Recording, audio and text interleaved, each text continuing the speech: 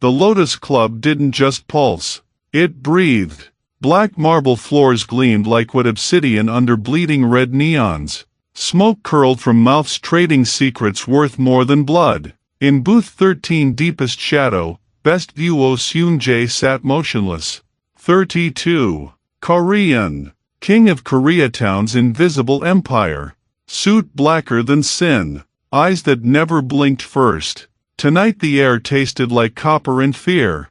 She exploded through the velvet like prey breaking free. Naomi Brooks. 26. Skin glowing under strobes despite terror carved into her features. Curls wild. Dress torn at the hem. Mascara tracking one cheek like a dark tear. 3 steps behind Marcus. 6'3", shoulders like battering rams, face twisted in the promise of violence he'd already taught her too well. No exit. No allies. Just raw, clawing panic. Her gaze swept the room, and locked on him. Seung-jae didn't flinch. Didn't smile. He simply watched as she crossed the floor, heels striking marble like countdown shots. The club hushed in ripples. Predators sensed the shift. She reached booth 13. Without a word, without permission, she slid onto his lap. Her thighs pressed warm against his. Body trembling. Breath ragged against his throat. She buried her face in the crook of his neck, curls brushing jaw, pulse hammering against his collarbone. Seung-jae's response was instant. Lethal. Instinctive. One arm banded her waist, possessive, unyielding. Fingers splayed wide, claiming ribs. The other hand rose slow, brushed a tear from her cheek with deceptive gentleness, then settled at her nape, thumb pressing her racing pulse like he was counting heartbeats he now owned. Marcus halted at the booth edge. Chest heaving. Naomi. Get up. Seung-jae tilted his head. Voice emerged low, velvet wrapped around a switchblade. Korean accent thick. Every syllable precise ruin. She stays. Marcus barked, a laugh ugly, disbelieving. You don't know who you're messing with. Lips curved. Not a smile. A warning bared. I know exactly who I'm dealing with. Fingers flexed on Naomi's waist, steel beneath silk. And I know what happens to men who put hands on what's mine without asking. Marcus stepped forward. Seung-jae never raised his voice. 2 shadows detached from the walls. Silent. Armed. Eyes dead. One cracked, scarred knuckles. The other thumbed the safety on a concealed block, soft metallic click louder than any shout. Marcus froze. Recognition hit like ice water. He'd heard the name. The Korean who didn't negotiate. Didn't threaten twice. He spat on the floor. Muttered something vile. Backed into the crowd like smoke. Music throbbed back to life. Eyes darted away. Naomi exhaled shakily, started to slide off. Seung-jae's grip locked. Iron in velvet. Not yet. He leaned in. Lips brushed her ear, breath warm, voice midnight cold. You chose my lap tonight, little one. That choice just painted a target on your back, and mine. She shivered. Not only from fear. He pressed closer, lips grazing lobe, words darker than the room. And I don't let targets walk away. Whatever safety she'd stolen came wrapped in chains. Forged in blood. Loyalty. And something far deadlier. Obsession. He eased his hold just enough. Hand remained on her waist. Thumb traced slow, deliberate circles over fabric like marking territory already claimed. Come with me. My car waits outside. You're not safe here tonight. She met his eyes, dark, unreadable, burning. Nodded once. He rose, arms staying around her protective cage. Possessive claim. Outside, rain sheeted the streets. Black Mercedes idled, engine purring like a resting beast. He opened the door. She slid in. As the car pulled away, city lights blurring through wet glass, Seung-jae glanced at her in the dim glow. You chose my lap tonight, Naomi. That choice just changed your life. She stared out at the rain-smeared neon, heart still slamming. She had no idea how permanently right he was. But as the Mercedes vanished into the storm, Naomi didn't yet understand one simple, brutal truth. In Seung-jae's world, protection always comes with a price, and he had already decided she was worth every drop of blood it would cost. The rain had turned Los Angeles into a smeared watercolor by the time Seung-jae's Mercedes pulled up to Naomi's cramped apartment building in South Central. Streetlights buzzed overhead, casting fractured gold across wet pavement. She sat in the passenger seat, arms wrapped around herself, the scent of his cologne, sandalwood, smoke, and something darker clinging to her skin like a second layer. He killed the engine. Silence pressed in. You live here alone. Naomi nodded. For now. Rent's cheap. Marcus, he knows where I am. Seung-jae's jaw tightened. He reached across the console, not touching her, but close enough that heat radiated from his hand. Not anymore. She turned to him. In the dim glow from the dashboard, his features sharpened, high cheekbones, dark eyes that missed nothing, a faint scar tracing his left brow. Dangerous. Beautiful in the way storms are. I don't even know your name, she whispered. Oh, Seung-jae. He said it like a secret he rarely shared. And you are Naomi Brooks. She blinked. How? I pay attention. His gaze dropped to her lips for a heartbeat, then back up. Get what you need. You're not staying here tonight. Inside her apartment, tiny, one-bedroom, walls thin enough to hear neighbors arguing, Seung-jae waited by the door like a sentinel. Arms crossed, suit still impeccable despite the rain. He watched her pack a small duffel, clothes, toothbrush, the photo of her late mother she kept on the nightstand. When she zipped the bag, he stepped closer. Too close. The air between them thickened. You tremble, he murmured. His fingers brushed her arm, light, testing. Goosebumps erupted. I'm cold. Lie. He didn't call her on it. Instead, he shrugged off his suit jacket and draped it over her shoulders. The fabric was warm from his body, heavy with his scent. She inhaled without meaning to. Better. His voice dropped an octave. She met his eyes. Why are you doing this? Because you chose me tonight. He leaned in, breath ghosting her ear.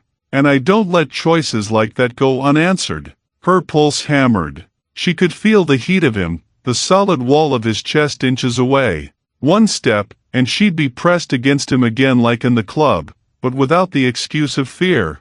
He pulled back first. Let's go.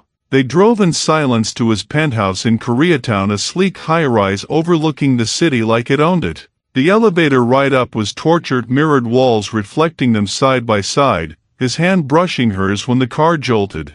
Electric. Inside, the space was minimalist luxury, black marble floors, floor-to-ceiling windows, low lighting casting long shadows. A wall of Korean art ink scrolls, modern abstracts mixed with the faint scent of incense. He led her to a guest room. King bed, silk sheets, city view that made her feel small. Bathrooms there. Clothes in the closet should fit. He paused at the door.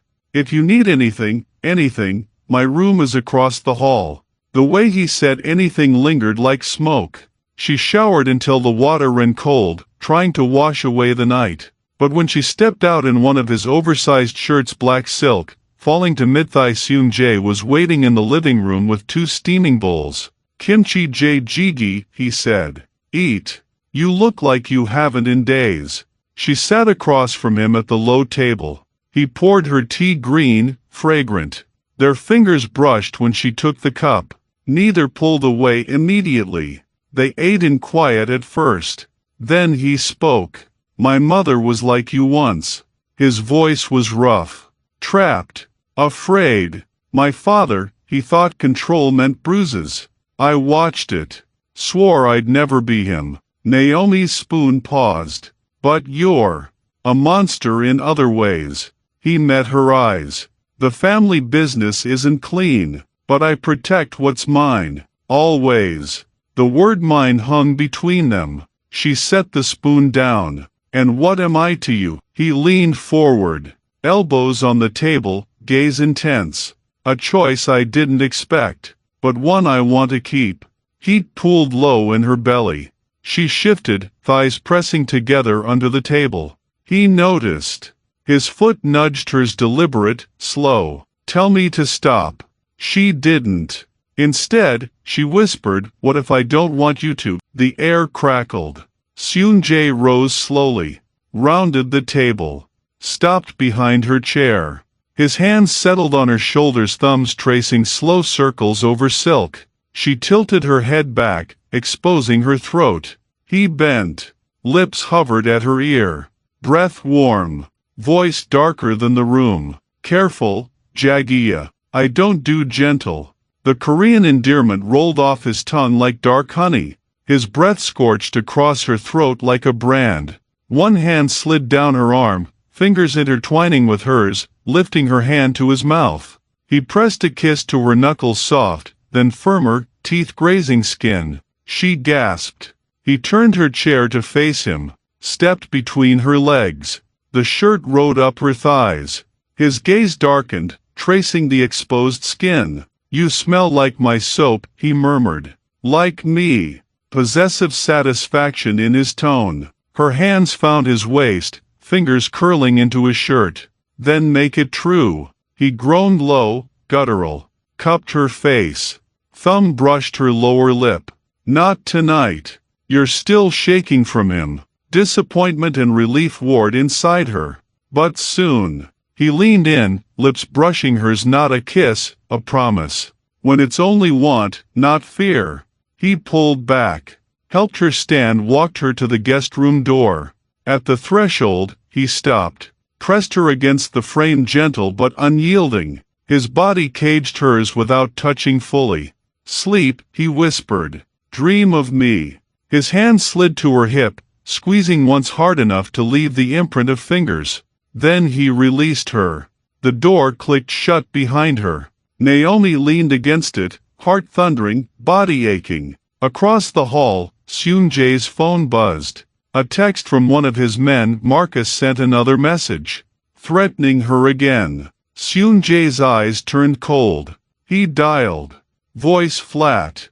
"Handle it." 8 places. One for each text he sent since yesterday. A pause.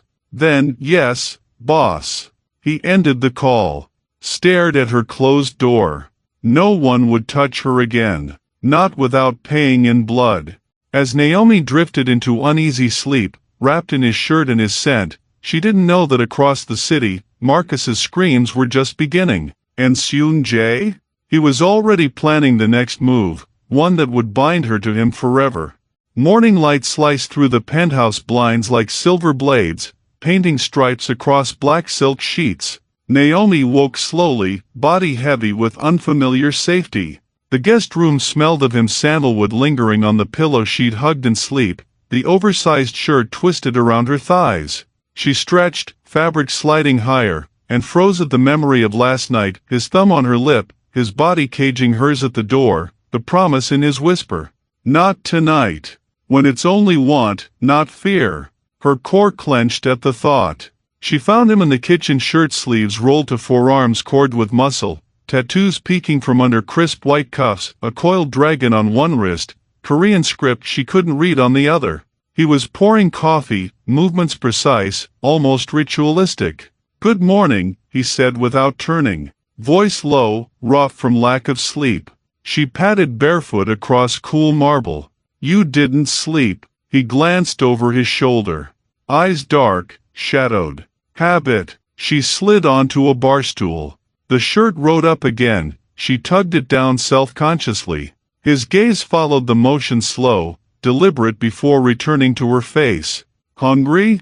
"Starving." He set a plate in front of her, perfectly folded omelette with gochujang glaze, kimchi on the side, fresh fruit sliced thin. He poured her coffee black, strong, then leaned against the counter opposite her, arms crossed, watching her eat like it was the most important thing in the world. "You cook," she said between bites. "I survive." A faint smirk. "My mother taught me before she left." The word hung heavy. Naomi reached across the island, fingers brushing his knuckles. He didn't pull away. Instead, he caught her hand, thumb tracing her palm in slow circles. You don't have to do this, she murmured. Protect me. Feed me.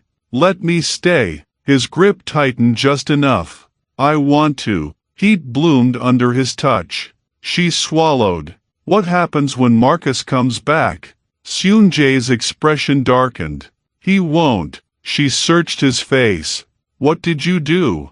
Nothing permanent. Yet. He released her hand, but the heat lingered. He received a message. Loud and clear. Naomi's stomach twisted fear, gratitude, something darker. She should be horrified. Instead, a reckless thrill shot through her. He rounded the island. Stopped behind her stool. Hands settled on her shoulders again, thumbs pressing into tense muscles. She leaned back instinctively, head resting against his abdomen. Relax, he murmured. Fingers worked slow, deep circles down her neck, over her collarbone. Every stroke sent sparks racing to her nipples, tightening them against silk. She bit her lip. Seung-jae. His name on her tongue sounded like surrender. He bent, lips at her ear. Say it again. Seung-jae. Breathier this time. A low growl rumbled in his chest. One hand slid down her arm, capturing her wrist, guiding it behind her to press her palm flat against his thigh-hard muscle, warm through fabric. She felt him shift, thickening against her lower back. You feel that? He whispered. That's what you do to me. Every time you say my name like that. She arched slightly, pressing back into him. Friction. Heat. A soft moan escaped her. His other hand dipped lower fingers tracing the hem of the shirt, skimming bare thigh. Not pushing. Teasing. Tell me to stop. Don't. The word came out desperate. He rewarded her with a slow slide of fingers up her inner thigh, stopping just short of where she ached. Breath hot against her neck. You're wet for me already. She whimpered. Nodded. He turned her stool to face him. Stepped between her legs. The shirt parted, his hips settled against her core, hardness pressing exactly where she needed. She gasped. Eyes locked on hers, he rocked once slow, deliberate. Pleasure spiked sharp and bright. Like that? Voice gravel. Yes. Another roll of hips. Deeper pressure. She clutched his shirt, nails digging in. He captured her mouth, then not gentle. Claiming. Tongue sweeping in, tasting coffee in her, devouring. She kissed back hungrily, legs wrapping around his waist, pulling him closer.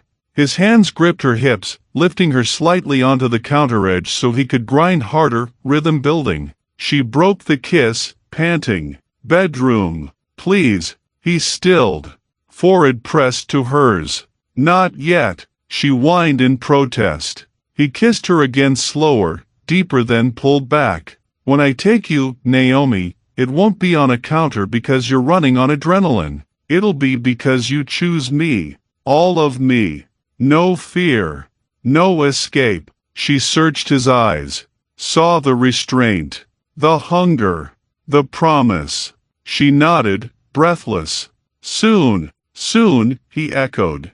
Voice wrecked. He helped her down. Adjusted her shirt with careful hands. Kissed her forehead, soft contrast to the fire still burning between them. Come. I want to show you something. He led her to his office, glass walls, city sprawling below. A desk dominated the room, behind it, a safe. He opened it, withdrew a folder.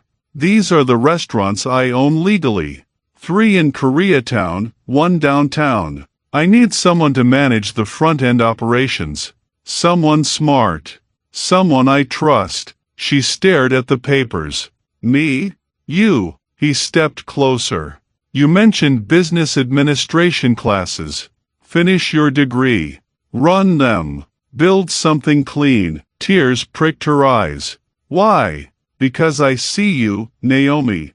Not just the woman who ran to me. The woman who could stand beside me. She took the folder. Fingers trembling. And the rest? The shadows? His jaw tightened. I'm working on it. For you. To leave it behind. A knock at the door, sharp, official. Seung-jae tensed. Stay here. He opened it. A man in a cheap suit stood there mid-40s, sharp eyes, badge glinting. Detective Chen, LAPD Organized Crime. Voice clipped. Mr. O. We need to talk. About Marcus Reed. And about you. Seung-jae's stance shifted cold boss mode. You have a warrant? Not yet. Chen's gaze slid past him to Naomi. But your new friend might. Assault report filed this morning. Broken hand. 8 fractures. Says a Korean man in a black suit warned him to stay away. Naomi stepped forward. He didn't. Seung-jae cut her off with a look. Protective. Possessive. Chen smiled thinly. Ms. Brooks. A word? Alone? She hesitated. Seung-jae stepped between them. Anything you say to her, you say to me. Chen studied them. You're playing a dangerous game, Mr. O. The kind that ends in cuffs or worse. And her? She'll be collateral. Naomi's hand found Seung-jae's squeezed. I'm not afraid, she said quietly. Chen shook his head. You should be. He left a card on the table. Think about it. Before his world swallows you whole. The door closed. Seung-jae turned to her. Cupped her face. You still choose this? She rose on tiptoes. Kissed him soft, then fierce. I choose you. His arms banded around her. Held tight. But outside, the city waited. And threats were circling closer. That night, as they stood on the balcony overlooking the glittering sprawl, a black SUV idled across the street. Too long. Too still. Seung-jae's phone buzzed.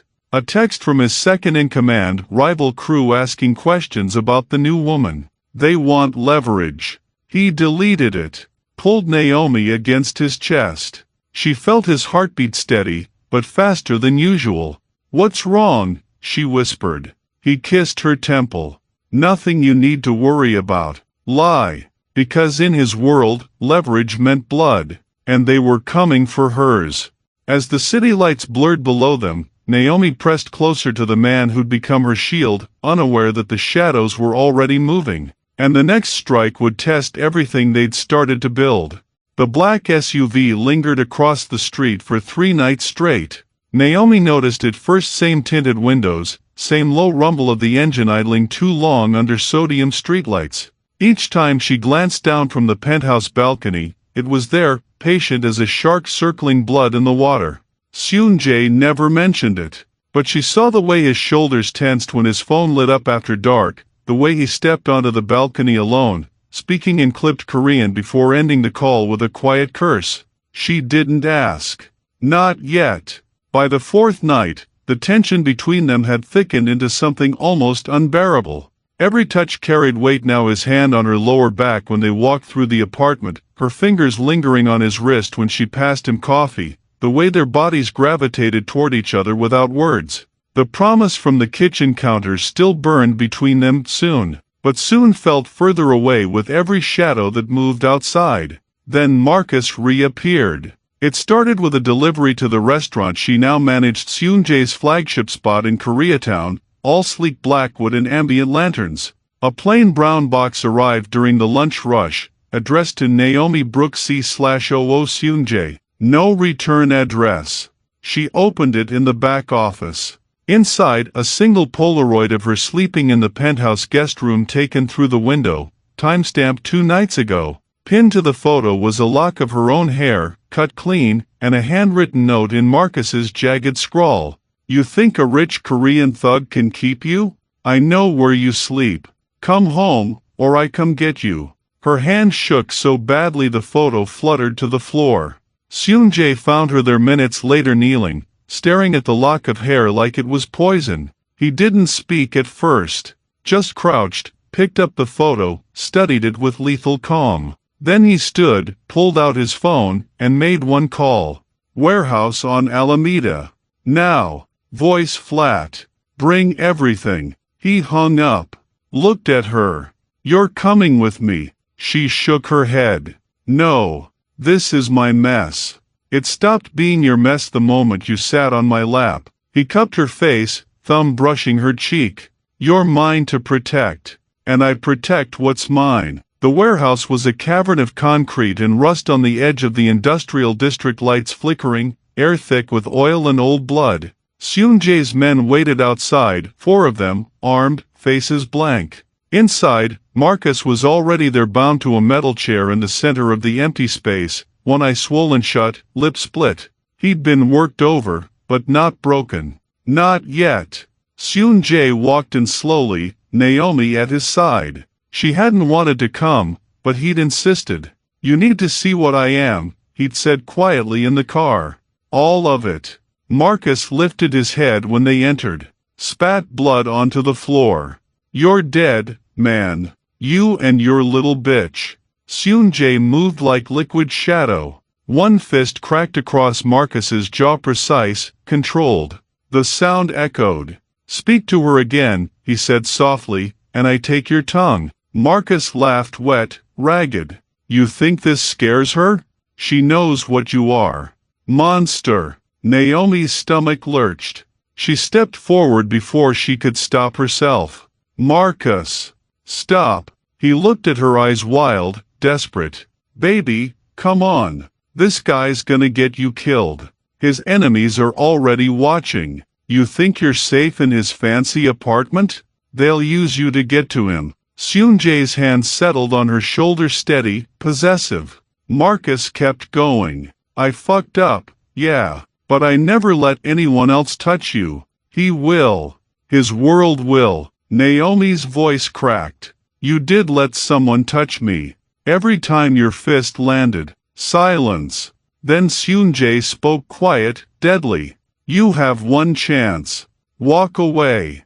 Disappear.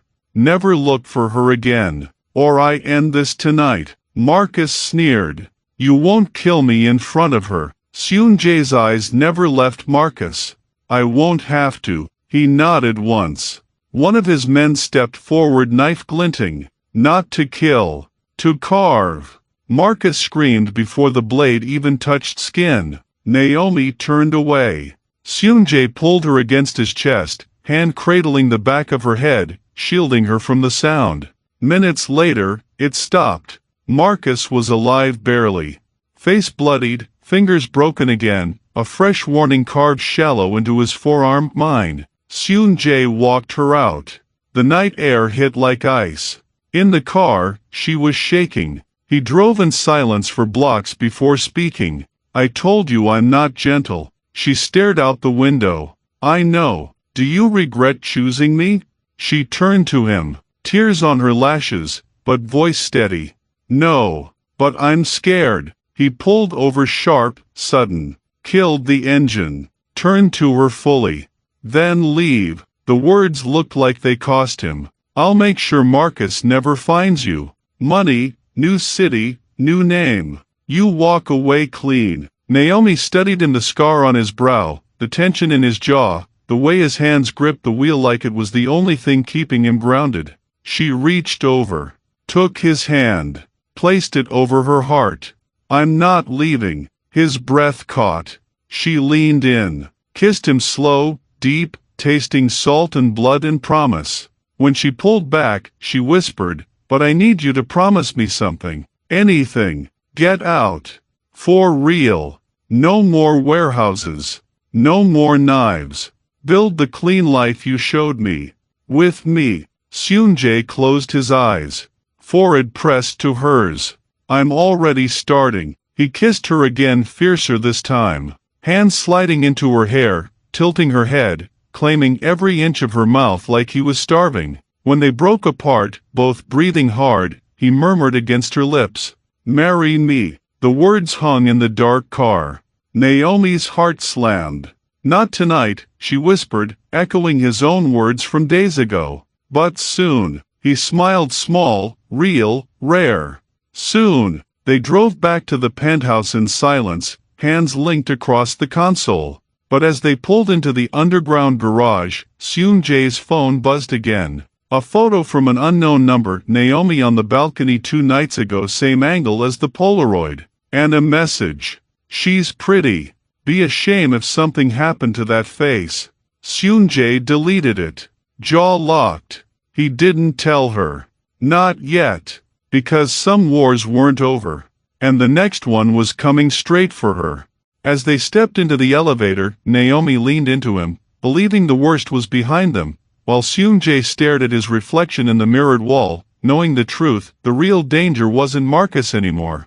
It was the men who saw her as the perfect way to break him, and they were already moving. The proposal hung between them like a vow, unspoken, raw, real, and waiting. They didn't rush it. Not after the warehouse. Not after the threats that kept coming in shadows. More photos slipped under the restaurant door, anonymous calls to the penthouse line that ended in silence, a slashed tire on Naomi's new car parked in the secure garage. Each one was a reminder that Seung-jae's world didn't let go easily. But he was letting go, piece by piece. First, he met with his second-in-command in a quiet back room at one of the restaurants after hours. Naomi wasn't there, she didn't need to be, but she saw the change in him when he came home that night. Shoulders looser. Eyes clearer. He pulled her into his lap on the couch without a word, buried his face in her neck, and just breathed her in. I handed off the last of the dirty roots, he murmured against her skin. No more collections. No more leverage jobs. The family still runs, but not under me. I'm out. She cupped his face, searched his eyes. For good? For us. He kissed her palm. I promised you clean. I'm keeping it. The wedding came 6 months later, small, intimate, blending their worlds without apology.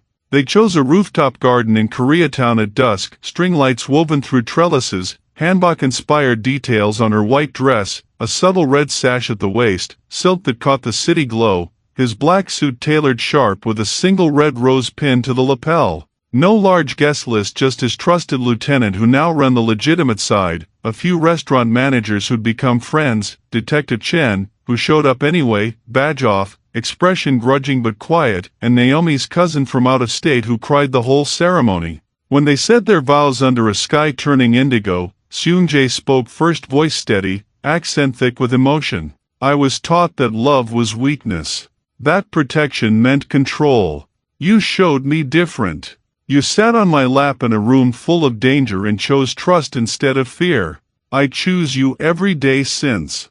I promised to protect you not with shadows, but with light. To build with you. To love you without chains. Naomi's voice trembled only once. You saw me when I was running. You didn't just save me, you let me stand beside you. I choose you too. All of you, the man who cooks jjigae at dawn, the one who whispers in Korean when he thinks I'm asleep, the one who's fighting to be better. I promise to hold you when the past tries to pull you back. To remind you that you're more than what you were. They exchanged simple bands, platinum, engraved inside with the date she first sat on his lap, and a single Korean phrase, nagajikijulj, I will protect you. The kiss that sealed it was slow, deep, unhurried, his hands framing her face like she was fragile and unbreakable at once. The small crowd cheered softly. Fireworks popped somewhere over the city, unplanned but perfect. Years passed like pages turning gently. The restaurants thrived under Naomi's management, 4 locations now, each one a blend of Korean soul food and soul food fusion that drew crowds from across LA. She finished her business administration degree online, walked the stage in a cap and gown while Seung-jae filmed every second from the front row, eyes shining. They bought a house in the hills, modern lines, big windows, a garden where she planted hibiscus, and he taught their daughter, arrived 2 years after the wedding, how to fold tiny origami cranes. The little girl had her mother's curls and her father's dark, serious eyes. She called him Appa and demanded dance parties in the kitchen while he pretended to hate it. Nights were quieter now. No buzzing phones at 3 a.m. No shadows idling across the street. The underworld had moved on. Seung-jae was a ghost to them, a name whispered with respect and distance. One evening, 5 years after that rooftop, they stood on their own balcony overlooking the same glittering city that had once felt like a cage. Naomi leaned against the railing, wineglass in hand. Their daughter was asleep inside, the house quiet except for distant traffic hum. Seung-jae came up behind her, arms sliding around her waist, chin resting on her shoulder. He still smelled like sandalwood and home. Remember the club? He murmured. She laughed softly. How could I forget? I practically tackled you. You chose my lap. His lips brushed her neck slow, reverent. I still wake up sometimes thinking it was a dream. She turned in his arms, looked up at him. It wasn't. She traced the scar on his brow with her thumb. And I'd do it again. He kissed her then deep, lingering, the kind of kiss that still made her knees weak after all these years. When they parted, he rested his forehead against hers. You chose my lap that night, he whispered, echoing the words from their first car ride. And I chose you every day since. She smiled, eyes glistening. And I'll keep choosing you. Forever. He pulled her closer, hands splaying across her back like he was still afraid she might vanish. Forever, he agreed. Below them, Los Angeles shimmered beautiful, brutal, alive. But up here, in the quiet they'd built together, the only shadows left were the soft ones cast by love.